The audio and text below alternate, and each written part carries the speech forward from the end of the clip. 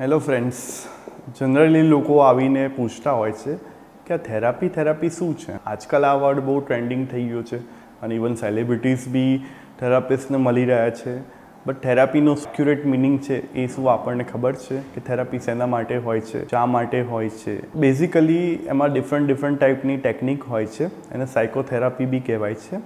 એમાં ઘણી બધી ટાઈપની ટેકનિક્સ આવે છે, જેમ કે CBT છે, cognitive behavioural therapy, MET motivational enhancement therapy, psycho analytical psychotherapy, psychodynamic psychotherapy, ISTDP intensive short term dynamic psychotherapy. ઘણી થેરાપિસ્ટ અલગ ટેકનિક યુઝ કરી અને પેશન્ટને કે ક્લાયન્ટને ટ્રીટ કરવાની કોશિશ કરતા હોય છે. અને ઘણી વખત એવું બી બને છે કે કોઈ બી એક વ્યક્તિ સાથે એક ટેકનિક નથી ચાલી શકતી, એમાં એમને એક્લેક્ટિક અપ્રોચ રાખવો પડે છે. એમાં એ અલગ જગ્યાએ અલગ ટેકનિક યુઝ કરીને જેમ બને એમ સામેવાળા વ્યક્તિને એ હેલ્પ કરવાની કોશિશ કરે છે.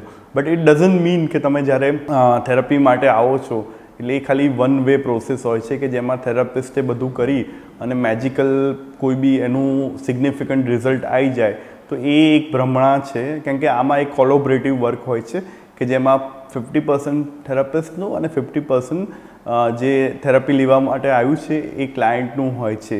તો બંને જણા જો ભેગા થઈને વર્ક કરે તો ચોક્કસથી આ સમસ્યાનું સોલ્યુશન નીકળી શકે.